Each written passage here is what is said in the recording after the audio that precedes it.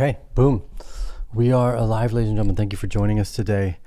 This is Tio with the Arcane Bear. More downside to come. Yeah, we were bullish and bullish and then bullish and bullish for about 6 months. And then just like that, on the change of a hat, profit taking started. And then it dominated the market. So I'm going to take a look here at the S&P 500 to kind of start. And the reason I'm starting here is because it's actually been leading the market process itself. So if the S&P 500 is going down, everything is going down. And we exited this 10-month long uptrend just the other day. Everything else in our sector dropped around 30%. For the S&P 500, just dropped around 5%. But once it rolls over and you see this trend shift, we're looking for a new reaccumulation range to take place. It may happen down as low as 468, which would retest the previous highs for the market. It's not totally out of the woods yet. Yes, Barry, no more Church of Pump at the moment. We were bullish, and then, yeah, just within a few days, it shifted dramatically. And the trend is going to stay this way for some time, it looks like. I would give it 30 to 60 days. I don't think the bull market is totally over, but we are definitely going to spend more time lower than most people would like. I think this is going to be a period of volatility that not only tests people's patience, but also their belief that the bull market is intact. I think until we feel that the bull market's intactness is tested, that we're not at the bottom yet. So what does that mean? What we're following here for Bitcoin, I was actually looking at this beautiful 6-hour chart this morning we had drawn up, and it's this real noticeable trend shift that happened right around here. There's a few people that are measuring all these breakouts, and they're like, oh, the pennant break to the upside, we're forever bullish. Again, we try to ignore that. We're looking at these horizontal trading ranges.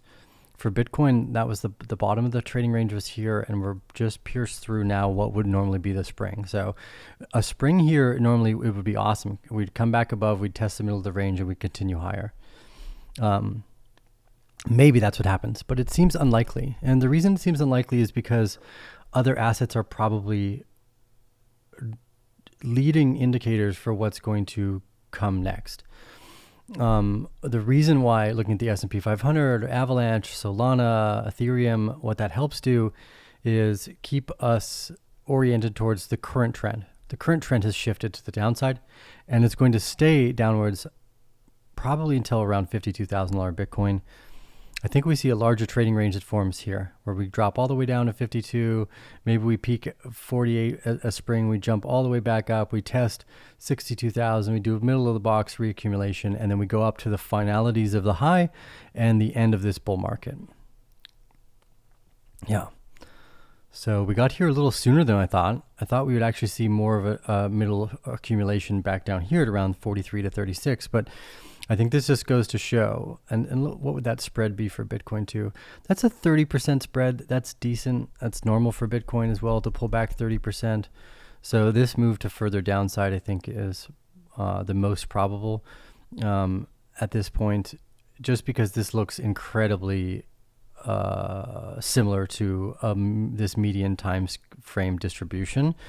And the fact that right here, we weren't closing back in the box on these much smaller time frames. This started to look like redistribution here. Like this horizontal trading range looked like clear redistribution. So I suspect we're going to get a bounce, probably a final bounce up for Bitcoin here. It's going to test the $62,000 area. Probably be oversold in the 15-minute, and then we're going to come down. I think that is probably going to align here with the S&P 500.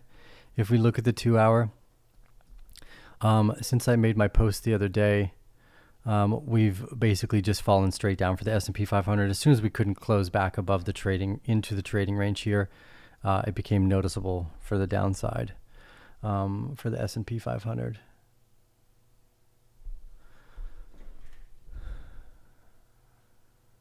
Yeah. So I think we're going to get a bounce here, though, just because there's a few converging areas of support, but the likelihood to 487, 477 for S&P 500, I think, is quite high. But right now, it's just one step at a time. Distribution has started. You can basically assume that prices are going to continue to go lower until we see some type of reaccumulation pattern, and then we're going to go higher. But until you see that reaccumulation pattern form, which is a really strong top bottom type test, even if it's like this, just assume that the downside trend is going to continue, because the trend shifted, and even though there might be a bounce here, the trend is going to continue to the downside. So that's about it. Actually, it's kind of simple for this one. The trend shift was much more noticeable in other assets first, and I think that was important lesson as well. Is first off, Link we could tell was bullish, and it increased our confidence for the rest of the market cycle because of the way it had moved outside of the trading range. But the finality here, as we look closer, and this is what can be so confusing, is this is accumulation into an SOS, right? And what you normally want to do is accumulate near the bottom of the trading range and then exit anything outside or near the top of the trading range, right? That's the best kind of risk to reward positioning, is from here to here. The problem is you can often go from here thinking that you're going to return to the top. And this is where reaccumulation can be very deceiving. It's at that final moment, and other kind of signs that were increasing. Number one, we saw mostly increase of supply to the downside. This previous supply range was not as powerful as the one that led us up to this moment. And now our first kind of sell volume is equivalent to our drop volumes. So we know that the market maker is really testing the supply here. Their purpose is basically they've sold everything that they owned from this previous market cycle run up. From all the way back here, they sold all of it. All right. So remember, when the market operators do that, they're basically trying to move all of, and again, I guess the best way to do it is to not think about it as an individual or like different people, that all of the different people within the market create the market operator, and that as a unified sequence of people doing stuff is kind of the whole. So again, I think we could get a bounce here, not at exactly this point, because again, this is the daily time frame. It's on the smaller time frames that it looks the continuation of bearishness is continuing. Solana here, again, you can see on the 6 hour, the trend has shifted basically totally. So here's the start of the trend shift. Here's where I'm like, okay, people are taking profits. Oh my God, this might be the end of the trading range. We should go, basically should be short, or at least more defensive than, and then a huge drop. I actually missed some of this because we are fully exposed in our Avalanche position, and to return to where we are for Avalanche is like another 100%. It's not a small amount. So that was a much bigger, faster drop than I thought we would see. So I assume that, again, these are actually leading indicators for what Bitcoin's about to do, which is Bitcoin was up in its range and it's about to break below its range. And the same thing that happened with Fetch and with Solana, Bitcoin's going to do as well. It's in its range. It's in this top portion of the range right now. It's just testing the bottom of that range. It's about to break down, and all the other assets are also pointing to the downside too. So Bitcoin couldn't get back in its range. I don't know why it's drawing here. Oh, well. Bitcoin couldn't get back in its range. Just couldn't close back into the range here. I suspect we get one more bounce up to try to get into this range, and then comes down hard all the way to 52,000, almost in a single move probably. Everything else gets trashed. That's where we find a really small bottom accumulation probably. We could bounce even as high as like 63,000 right afterwards, and then come back down for a spring. This kind of trading range can be complicated. It's best not to try to assume you know what's going to happen first. It's breaking the top of the range, which means this $52,000 area is likely our range support. let's look for the next steps. But $50,000 is the magnet target. It wants to pull us down to the $50,000 area.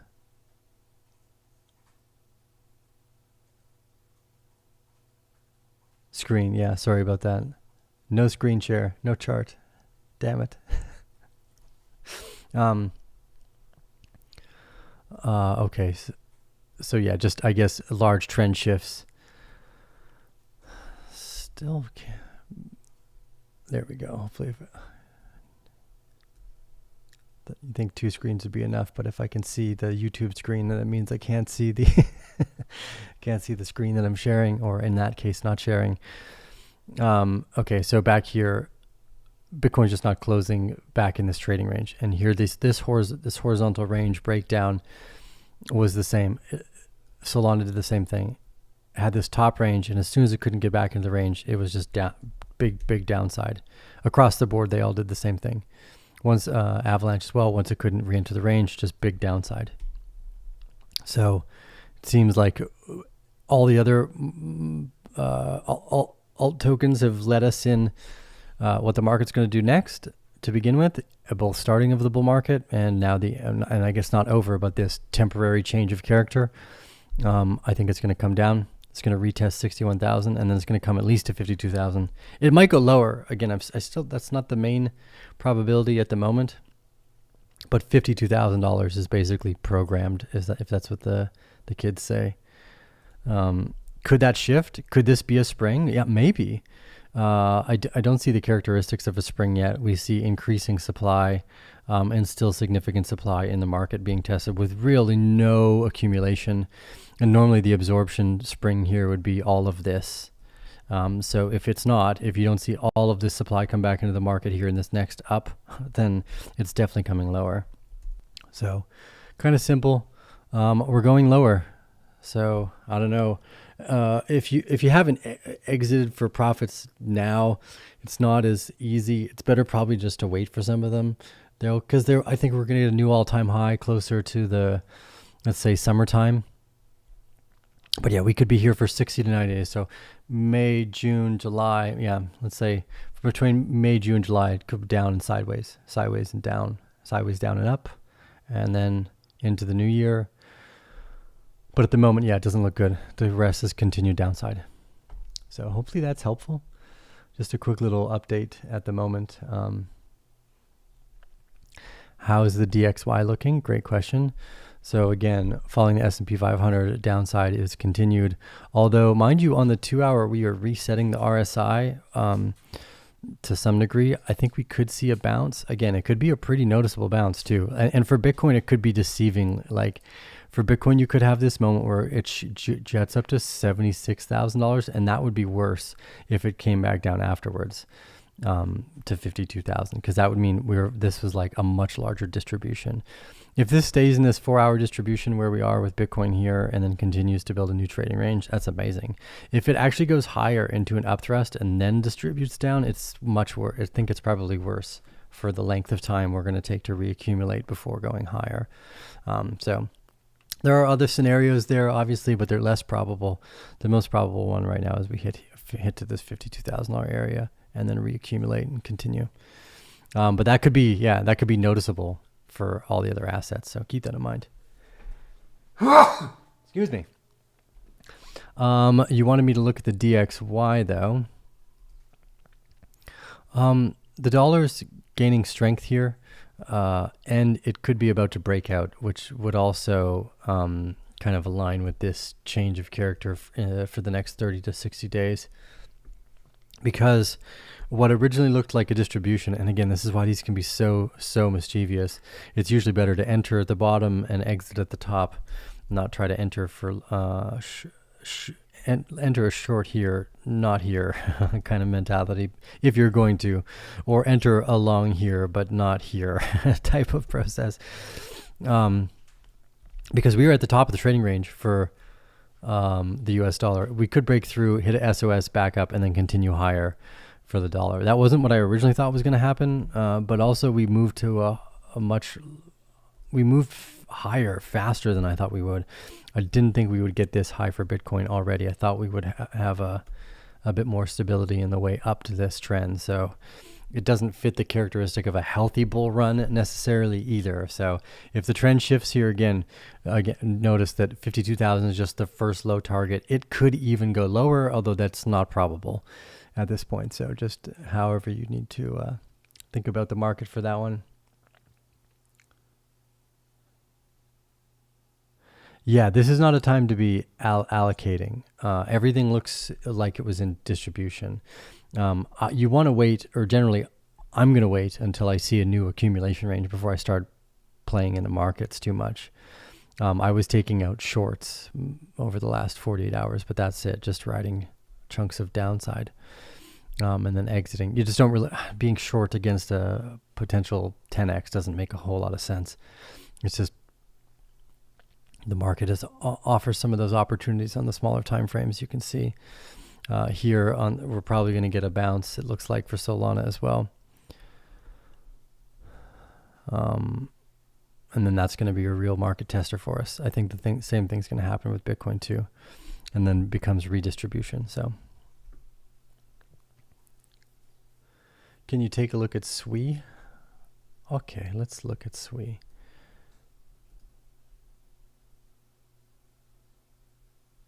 SUI.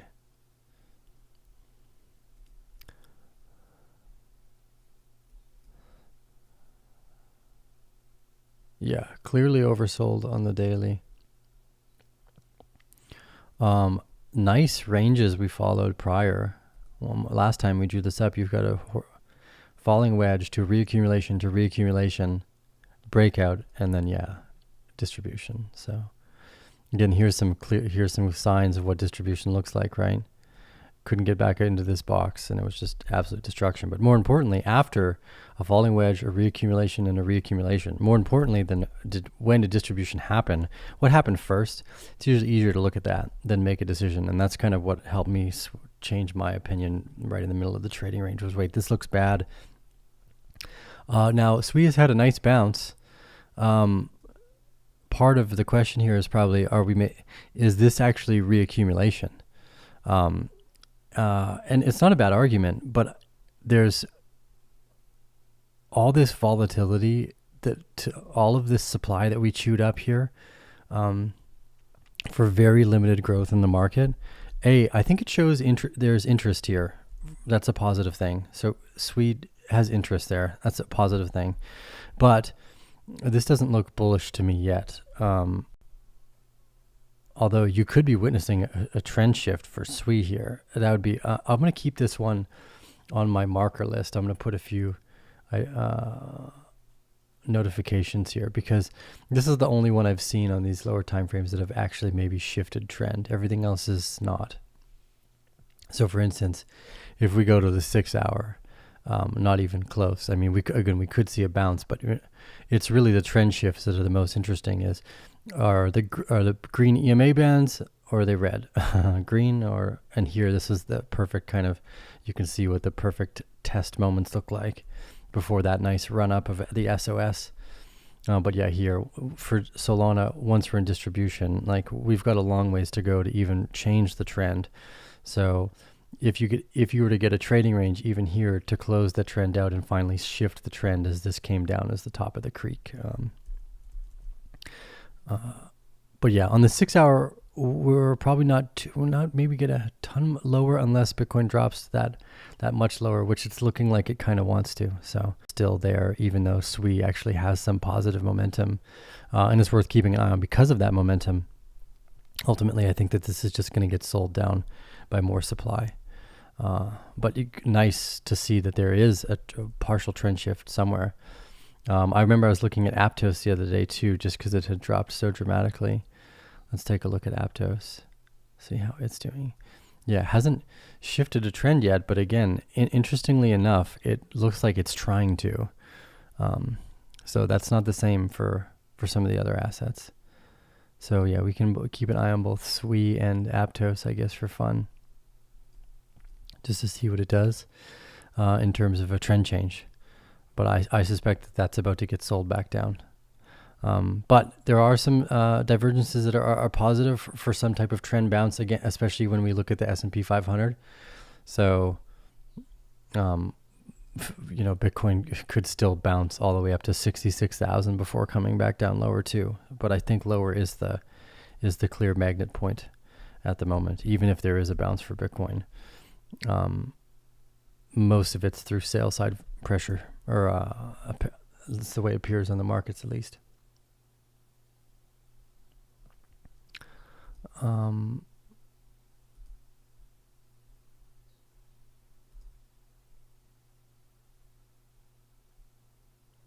Yeah, interesting with SWE here. Keep an eye on it.